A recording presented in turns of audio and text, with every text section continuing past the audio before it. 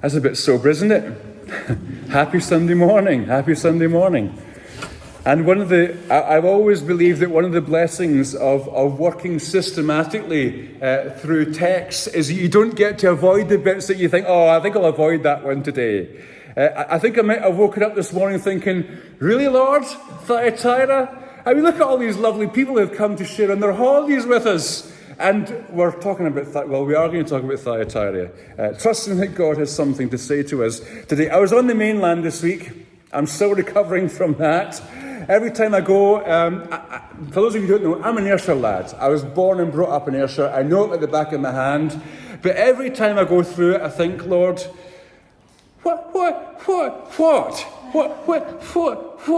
what's happening here? There's so many little towns which, in lots of ways, used to be nice and sweet. They seem like sort of backwaters. Last year I went to Maybole. You know, I used to think that Maybole was quite a nice wee place. Have you ever been to Maybole? I mean, they've got a very nice band. They were here yesterday, you know, tooting and I went to Maybole recently, and it was like there had been an atomic bomb had gone off. It had become sort of backwater. Anyone from Maybole? Good. And communities are like that. And yet, the amazing thing is, and this is what really interests me, is that all through our communities, every single place, God has his people and God does his work. And in the little pockets here and there, you find some great stories and some good stories. And one of the stories that really encourages me in Ayrshire at the moment is a particular work amongst those who are alcoholics and who have drug misuse past. There's a real strength of work building up over there in Ayrshire amongst those who have those challenges. So even in the midst of challenging communities, God is doing something. And I hope that your prayers are very much for the island and for the rest of Ayrshire. Now, I'm saying all that for the sake of saying that in terms of let's be praying for the county that we're in. But as we come to Thyatira, we're coming to a community which is really different to the ones that we've looked at before. It's maybe the Maybole of Asia Minor. There's not much happening there. As we come to this letter, we're going to open up what the message was to that church. As you remember, during these little sermons, there's a certain pattern we're looking, because these letters follow a certain pattern, and that's what we're going to draw out today. So first of all, a few thoughts about Thyatira. As I said, unlike Ephesus, with all its power and prestige, with Smyrna with all its business and wealth, unlike Pergamum with its politics and all its sort of idol worship and everything like that, Thyatira doesn't have much to its name. It's not the city that you would read loads and loads and loads about in all the histories. There's not that much going on in the beginning. It's like the beginning of a mystery movie. Have you ever seen one of those mystery movies and you see it starts off with this little town and the wind's blowing through, there's a bit of tumbleweed and there's a creaky door somewhere, and it all looks a bit weird, but you just know that something's just about to happen. That there's something going on behind the doors in Thyatira. And as the dog howls somewhere in the distance, you get a sense that something is lurking. There's nothing in the town, but there's something lurking. And this is the impression that we're getting of Thyatira. And before we come to think of the details of that, we've been noting as well in these passages that in each of the letters that is given to the churches, they have a revelation of Jesus, a picture of Jesus, something that Jesus wants them to see of himself. And what is it he says? He says, I'm like one with the eyes of a flame of fire, feet like burnished bronze, as we've said before. This isn't the Jesus that you'd pass on the street. This is the risen and exalted and glorified and all-powerful Jesus, who is standing before his church, who is moving amongst his church like one might move amongst the lampstands, as we see in Revelation 1. And he has something he wants to say. Now, what is this particular reference to? Why would this, who's like a son of God, with eyes of flame like fire and feet like burnished bronze, want to reveal that? Well, it's an allusion to Daniel chapter 3. When Daniel's friends are thrown into the fiery furnace. And one, like a son of man with all power, is able to step in and to save them from the midst of the fiery furnace, which has been established on satanic grounds. There's oppression coming against the people of God. And he is the one who will save through the fiercest of fires, because he is immune to the fire as the resurrected, glorious Son of God, and we are in him. And this is what he's saying to his people, and this starts to give you a sense of the seriousness of the challenge that is going on behind the doors in Thyatira. They need to see a Jesus who can walk them out of this fire that they are in. Are you caught up in any fires at the moment? Anyone get? That was a rhetorical question. But are you caught up in any fires this morning?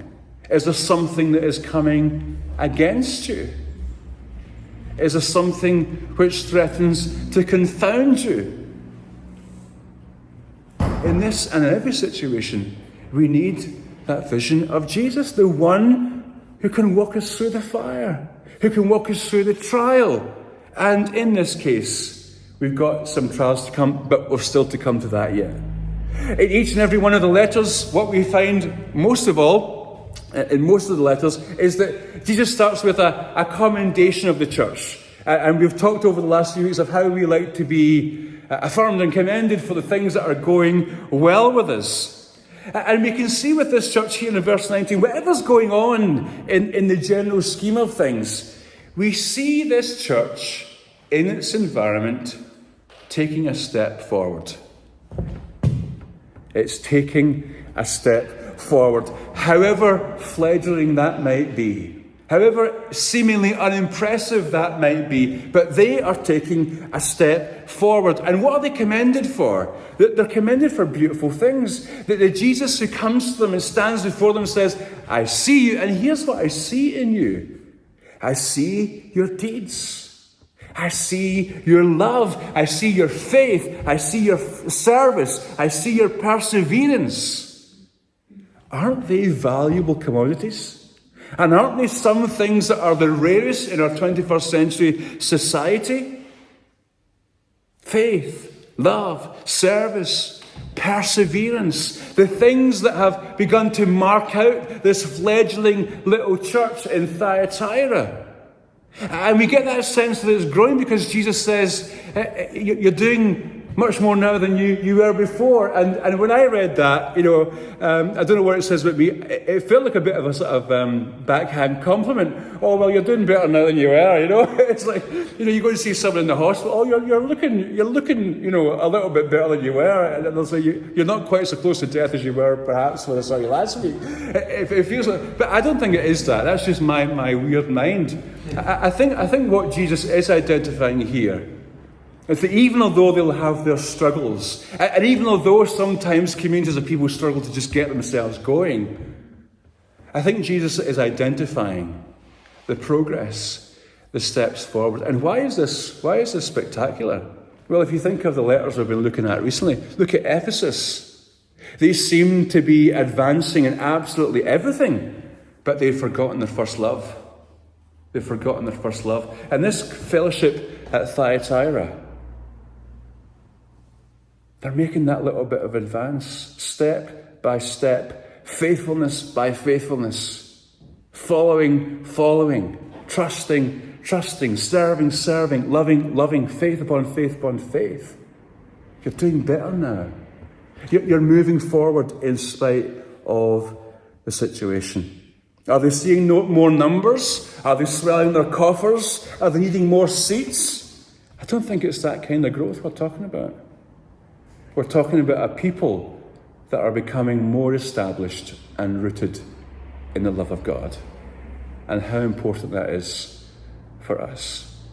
Friends, whether we are 3 people on a Sunday morning or 30 people or whatever we are, the most important thing is that we remain rooted in love, and that we continue to move forward in love and in Christ and in hope and in service and in perseverance. Whatever's happening in the Thyatira around us, whatever's happening in the Pergamum and the Ephesus and the Smyrna and all these, we fix our eyes on Jesus and we take a step forward. Every prayer, a powerful weapon, strongholds coming down and down and down and down, says the song I used to sing with the kids in Sunday school. They're making progress. How do you measure? How do you measure in your own heart the progress you're making with the Lord? Not because it's some competition, but because if you're not moving forward in the Lord, then you're not even standing still. You are backsliding. You become like Ephesus, who think they've got it all together, but actually, as you take a step away, you soon discover you've forgotten your first love. Look how far you've fallen, he said to the church at Ephesus.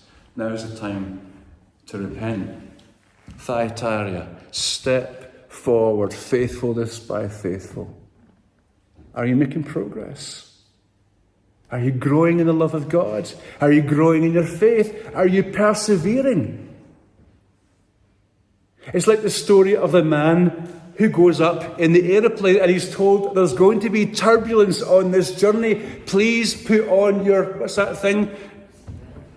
Your life jacket and your seatbelt. And you're sitting there and there's no turbulence yet.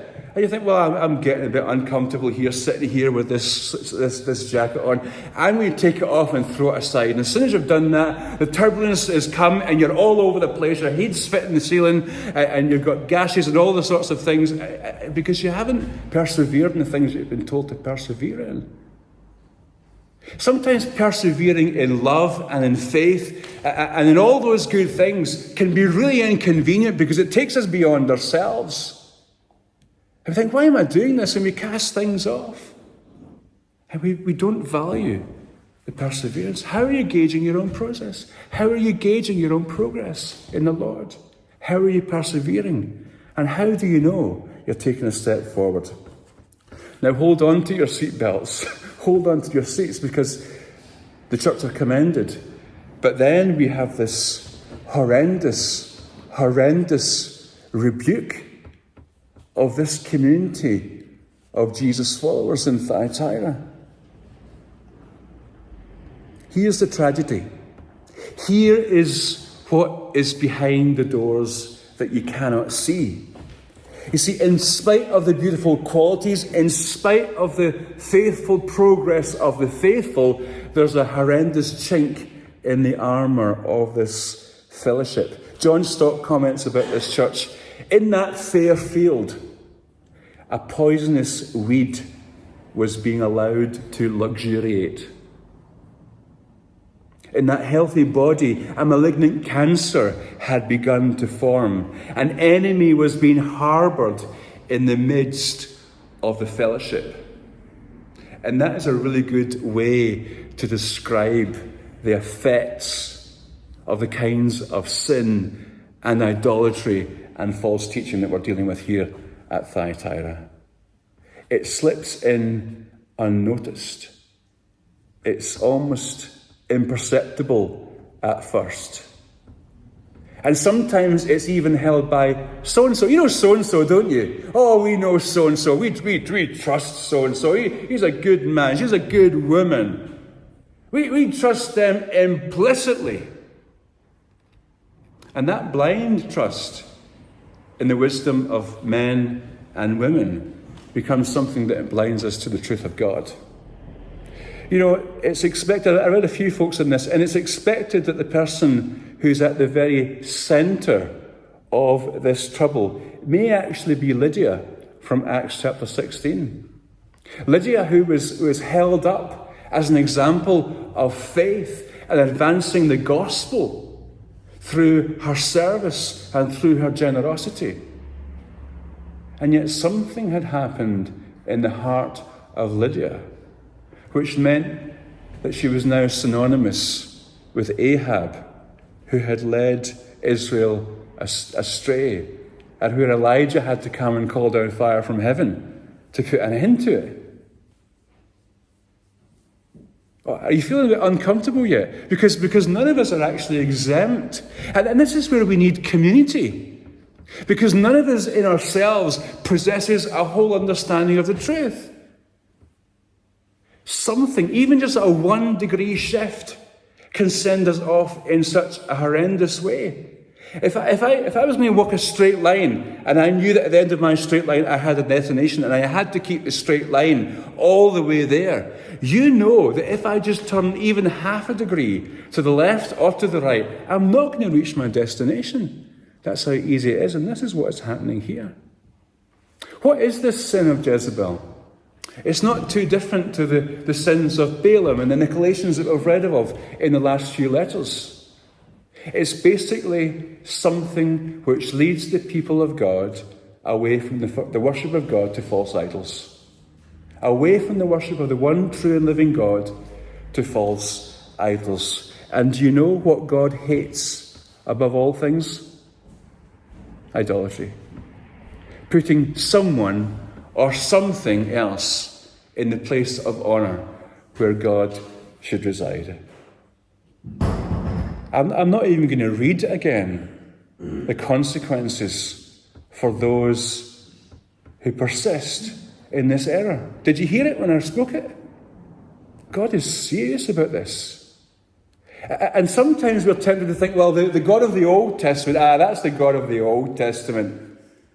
Here we have the risen Jesus speaking to the church and saying, this is serious, folks, because this will spread like gangrene, and before you know it, you'll have lost the plot.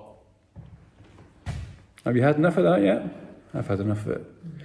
And the reason I've had enough of it is because I want nothing else for our minds to be fixed solely on Jesus.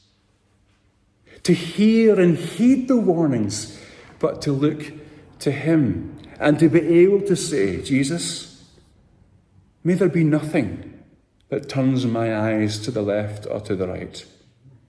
May I be kept thoroughly fixed on you.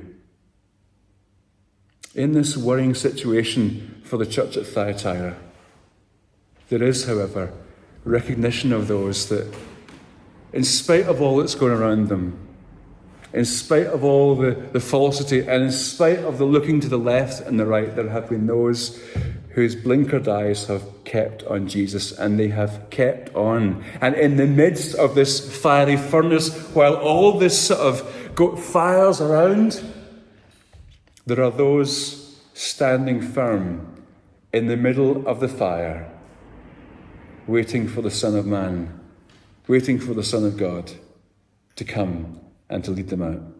Isn't that good? Isn't God good? That's what he does. And that is the promise for us. The promise for the faithful is tremendous. I'm going to read that bit to you again, verse 26 to 28.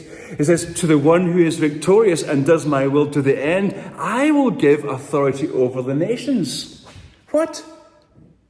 To the one who is faithful and does my will to the end, I will give authority over the nations. They're going to share in the righteous judgments of God. They're going to share in the rulership of all that God is bringing through. They're going to be with him as he administers his justice. Do you know something? That includes, we're reminding ourselves, this is a letter to the whole church. These are letters to the whole church. And when we persevere through all the things that have to persevere, when we fix our eyes on Jesus, when he comes and every eye sees him, we'll be standing by his side. Like a vast army that Ezekiel sees in his vision, who stand with him. We are his force. And even before that great and glorious day, that is still who we are. We are his force for good and for righteousness and for justice and for truth and for love and for Jesus Christ. And everywhere we go, that is where we are. What a choice that these folks have. It's no choice at all. I mean, if you were hearing this, it's no choice at all. Who in the right mind would not turn from error and fix their minds on Jesus? Well, that's been the case for generations, hasn't it? But what it comes down to today is, what is our choice today? Will we look to him? Will we put our faith and our trust in him? Will we fix our eyes on him? And whether you think you're in the fiery furnace or not, we are waiting for one who will come and bring his people out, and we will rule and reign with him. Let's pray together.